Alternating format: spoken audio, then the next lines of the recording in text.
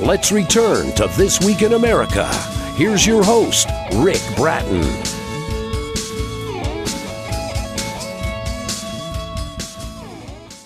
Welcome back, everybody, coast to coast, This Week in America. It's being called engaging, intriguing, captivating. High praise for The Lighter Side of Darkness by Troy Pappy Johnson, a supernatural thriller based on actions taken by God to extinguish evil forevermore. A requiem of our faith, good versus evil, and heaven versus hell, taking readers on a journey of repentance, forgiveness, and faith, emphasizing that even after one has committed horrendous atrocities, hope may still exist for them.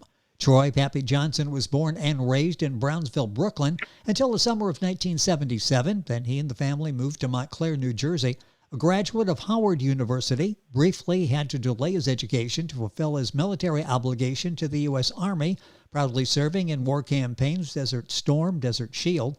Presently a proud father of 3 daughters, a devoted husband for 21 years, a deacon at his church, and a believer of the Most High, as well as a disciple of the Holy Trinity. Troy Pappy Johnson, author of the Christian fiction The Lighter Side of Darkness, recommended by the U.S. Review. He's our guest on This Week in America. Troy, welcome to the program. It's great to have you with us.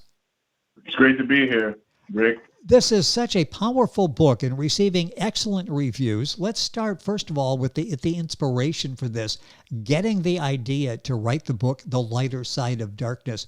How did this all come about? Well, I go to church, and on a regular basis, while you're in church, you're hearing various scriptures, and you're hearing pericopes by God and Jesus. And with those being said, I said to myself, they once said that the Bible was the greatest story ever told. But has anyone ever actually applied those scriptures and incorporated them in a daily setting? I mean, we do all the time on a regular basis with ourselves, but has anybody ever put it in black and white? And I said to myself, you know what? Me putting this in a situation that someone can definitely relate to would help them understand the Bible more better, because it'd be something that they can relate to on a regular basis, as opposed to the yays, the theys, the thous, and the didis. Exactly. So therefore, with that being said, I said, I'm going to make this an adventure to a point where someone can find themselves in the middle of that adventure while reading it and see themselves going through what these characters are actually going through. So that was my inspiration in doing so. It was basically listening to sermons every Sunday. So once you decide to write the book, how long did it take you to actually sit down, put it all together, and write it so it's ready for publishing? Okay, yeah, it took me actually, Rick, about 2.5 years. What I did was, because I was in the film industry as a production assistant, and I worked on several Broadway shows and what have you, I was in the entertainment industry. I knew the format of a script, but I actually did not ever write one. So I decided to write a script, and the script that I wrote was actually 400 and some odd pages long. And the actual length of a script is, an official script should be no more than 128 pages. Okay. So what I did, I took all the meat out of the so-called script that I wrote. Yes. And I said to myself, oh, now it's down to the 128 pages, but what am I going to do with all this extra meat that I took out that's really good? I said, you know what? I'm going to write a book. Great idea, yes. In doing so, I did the process backwards. Usually you write the book and adapt the script to the book. I wrote a script and adapt the book to the script. So you got basically both of them done pretty much around the same time, so that worked out very nicely. With us on the program, Troy Pappy Johnson, author of the book The Lighter Side of Darkness. It's a Christian fiction supernatural thriller. Talk about in putting this together and making it so impactful, the supernatural thriller, Christian fiction, all of that. How did you come up with the whole concept to tell the story in this particular way? Okay, well, again, I'm a Christian. Therefore, I go to church, and I'm a believer of the Most High. Father God. And with that being said, I used to collect comic books as I was younger. And I have a fascination for supernatural films and things of that nature. And just a matter of incorporating all three of these entities, these ideas, I said, you know what, I'm going to give the world something that they never had. And it's from a Christian fiction based, but at the same time, it's exploring the fiction aspect of it. And let's incorporate something supernatural involved in this. And let's make this an adventure. You know, I said, I'm going to give the reader everything that the reader needs. Once they pick the book up, I don't want them to put it down because they're getting everything that they need. Now, the book goes into depth with hit on a lot of different subjects. And with that being said, again, from everyone that I've spoke to have read it, you know, they either read the book within a few days or some didn't put it down and read it the entire night. And they were committed to it. And that's what I was trying. That was my goal, to get the reader to not put it down. Committed to the story. And the reviews that I'm reading, yes, it's one of those where it's 1 o'clock in the morning. I really need to get some sleep. It's going to be time to get up for work here soon, but I want to just get another couple of chapters out of this. The book is that good. Once you start reading, you'll be with it, and you'll read well into the night to continue the story, The Lighter Side of Darkness by Troy Pappy Johnson.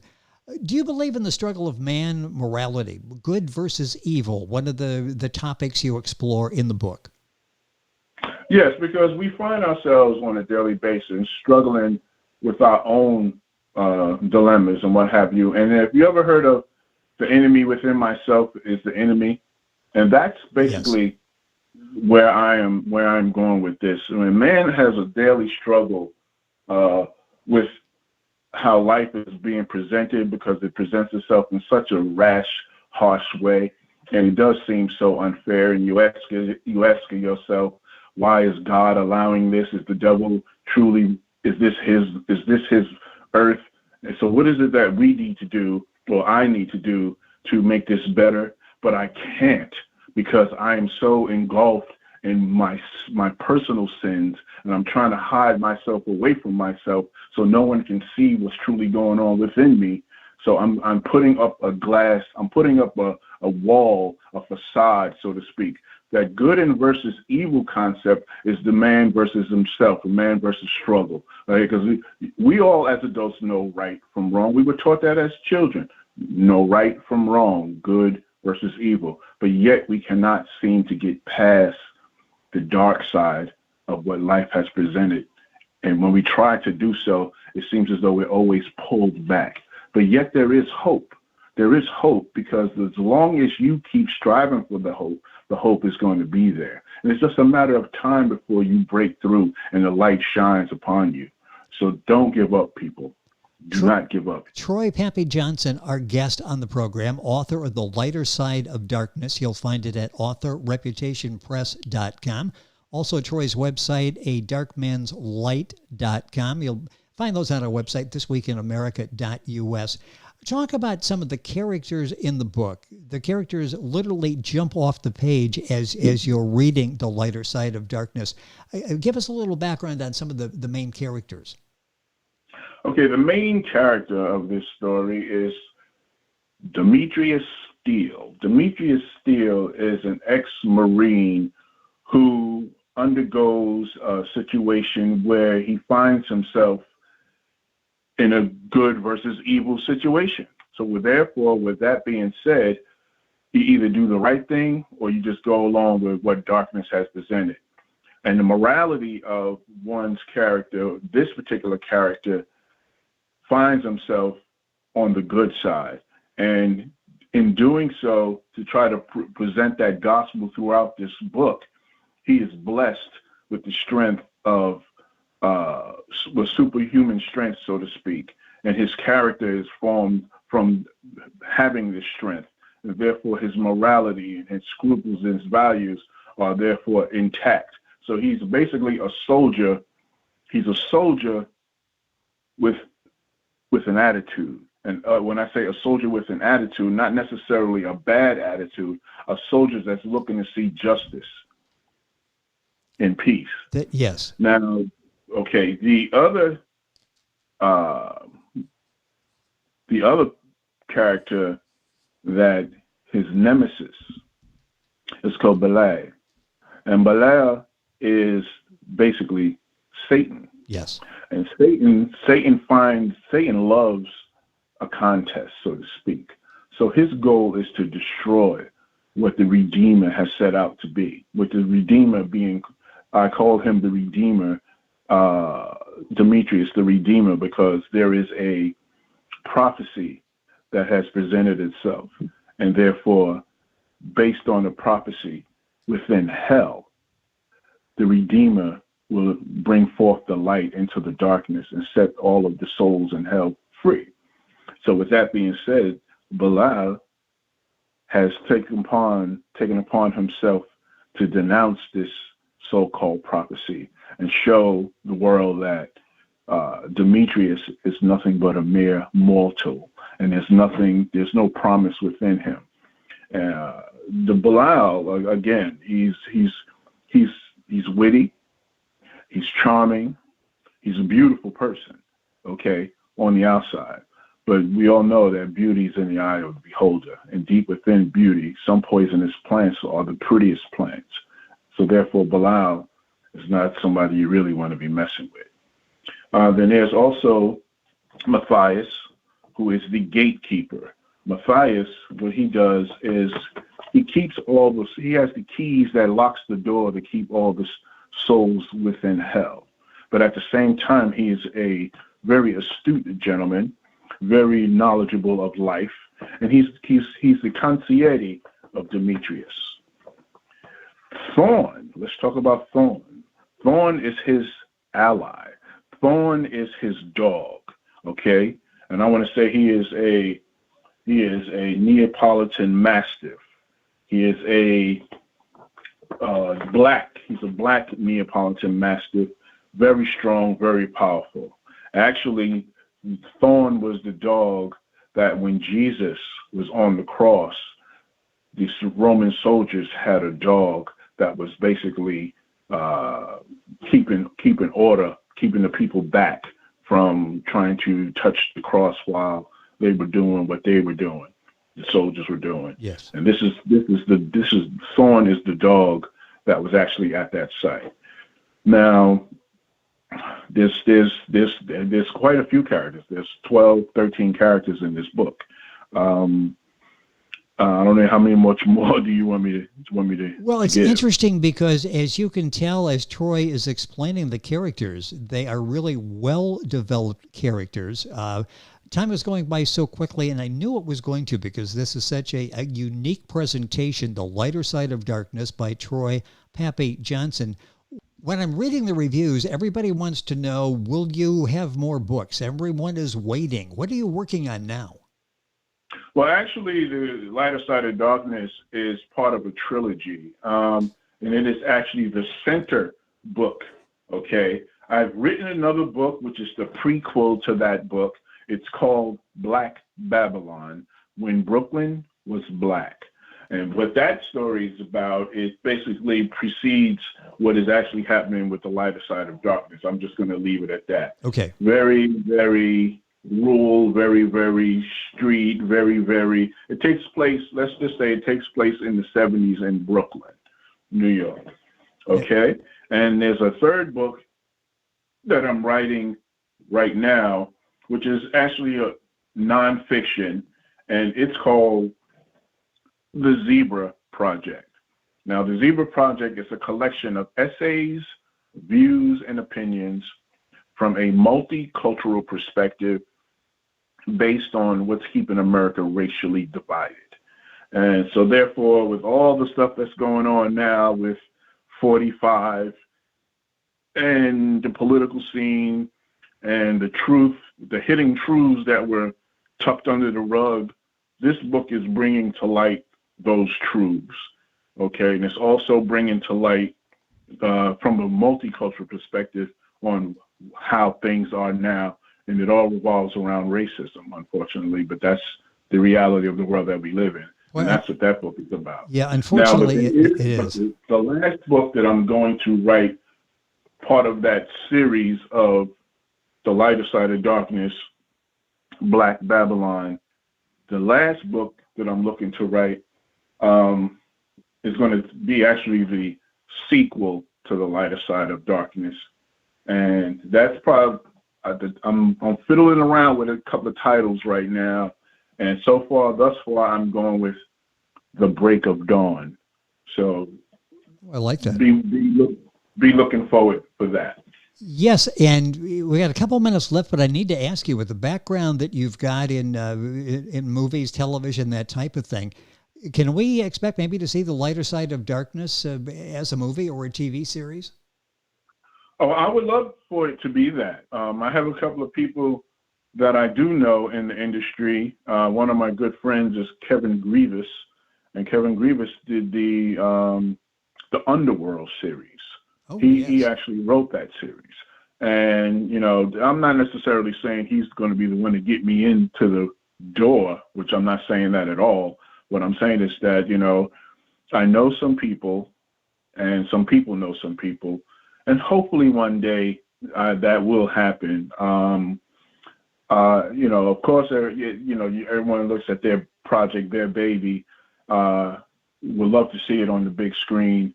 And that's why I wrote The Lighter Side of Darkness the way that I did, because I wanted it, when I wrote it in mind to be on the big screen or as a television series. And hopefully this dream will come true.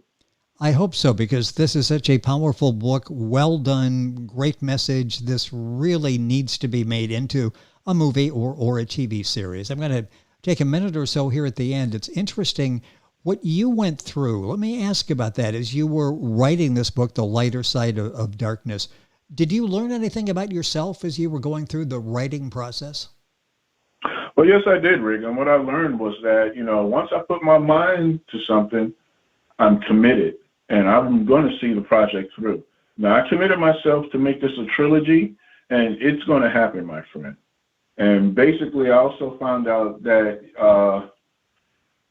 God uses me to do the things that he wants me to do. And it's not that I have control over doing it. It's his plan. And it is his plan that I'm going to see through. So I invite him to utilize me as a tool. And I know where it all comes from. When I sat down and wrote The Lighter Side of Darkness, these ideas and these pictures that I had in my mind came from nowhere, man. I'm like saying to myself, where is this coming from? Yes. It just is amazing. It's just amazing, and for me to be able to put it down on paper and actually see it and go over it and recorrect it, and go over it again, and correct it, and go over it again, and correct it, because I was committed. And it was not my will, it was the will of God. So I know he had his hand on this, and he had a lot to do with it. Troy Pappy Johnson, our guest, The Lighter Side of Darkness, the book. Just in conclusion, I mentioned a couple of places to get the book. Where is the best place to order the book, get information, and then order a copy of the book? Well, you can get that at the book, Amazon, Barnes & Noble, but authorreputationpress.com, and of course, adarkmanslight.com. Now, if you order the book from adarkmanslight.com, you'll receive a signed copy from me. And all that information will be on our website, thisweekinamerica.us, so you can go get information on the book. Order the book and get a signed copy from Troy. Troy, it's been a pleasure having you on the program. Troy Pappy Johnson, author of The Lighter Side of Darkness. Thank you for being with us on the program. Continued success with all of the projects you've got going. Hopefully we'll stay in touch and do this again. Thank you for being with us on the show. Sounds good, Rick. I appreciate you, my friend. This Week in America is online. You can visit our website, thisweekinamerica.us. Scott Pinkerton, associate producer of This Week in America. Jay Anderson, segment producer. Ben Watson, webmaster. Otto Bechet, director of engineering and TV production. This Week in America produced and is a trademark of Blue Funk Broadcasting, LLC. For information on all of our guests and to listen to this week's show, our website again at thisweekinamerica.us. And I'm Sean Bratton, executive producer of This Week in America.